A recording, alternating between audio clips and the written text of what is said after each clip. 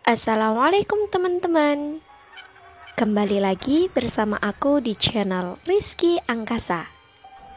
Di sini, Angkasa akan bercerita mengenai asal-usul kuntilanak. Pasti kalian gak asing kan dengan istilah kuntilanak? Nah, sebelum kalian menonton video ini dari awal sampai akhir, silahkan subscribe channel ini dan jangan lupa like, komen, dan share.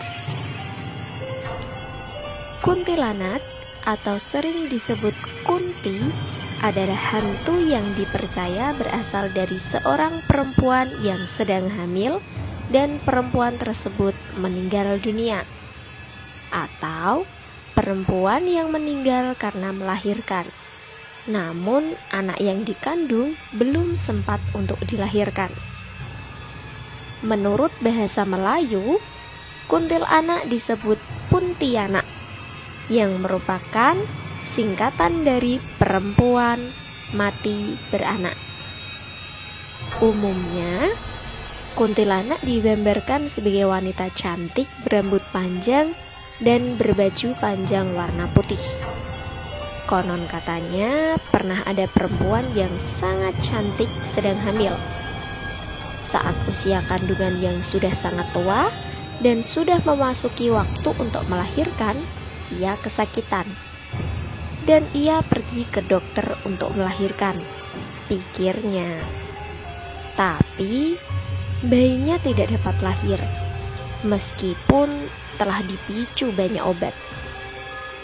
Akhirnya, perempuan tersebut meninggal dunia. Dan meninggalnya dalam keadaan hamil tua. Setelah itu dikabarkan bahwa perempuan tersebut yang hamil dan meninggal dikabarkan telah gentayangan. Nah, setelah itu ada sebuah cerita yang menyebutkan bahwa pernah ada seorang bidan atau suster yang sedang melintas di sebuah perkampungan.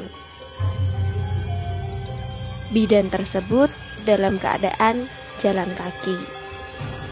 Nah, di suatu jalan yang sunyi, bidan tersebut itu melintasi sebuah rumah yang rumah tersebut itu hanya sendiri. Tidak ada rumah-rumah yang lain. Di sebuah rumah tersebut, Bu Bidan mendengar suara tangisan seorang perempuan dan seperti meminta sebuah pertolongan. Bu Bidan heran dong dan merasa sedikit takut. Setelah Bu Bidan heran, Bu Bidan memberanikan diri untuk menilik rumah tersebut. Ternyata di dalam rumah tersebut ada seorang perempuan yang sedang hamil tua dan meminta pertolongan untuk melahirkan. Akhirnya, karena rasa iba, Bu Bidan tersebut menolong perempuan itu. Setelah bayinya lahir, Bu Bidan pulang ke rumah.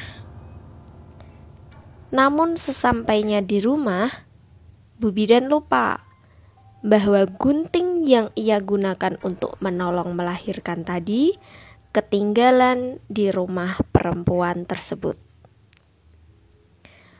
Karena waktu sudah terlalu malam, Bu Bidan memutuskan untuk tidur saja di rumah. Dan akhirnya, keesokan harinya Bu Bidan baru mengambil gunting tersebut.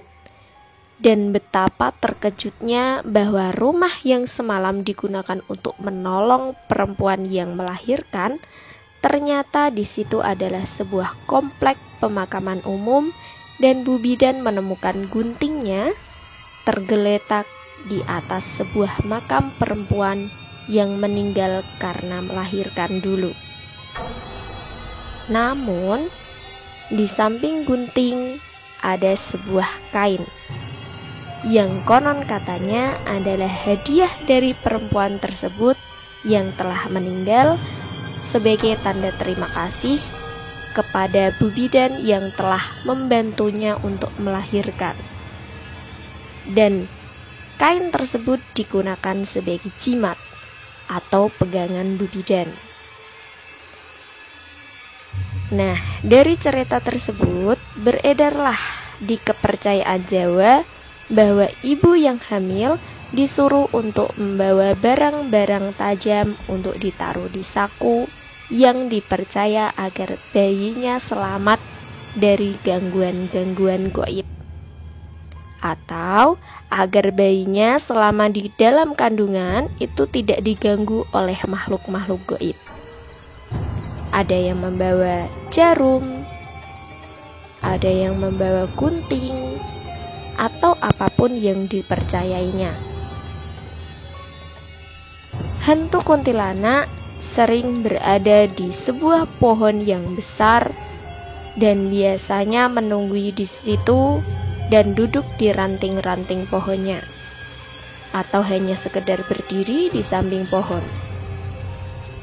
Hantu kuntilanak biasanya bisa menjelma sebagai perempuan yang sangat cantik, bisa menjelma sebagai perempuan yang sedang hamil, atau dengan wajahnya yang mengerikan sekalipun, tergantung situasi dan kondisinya masing-masing.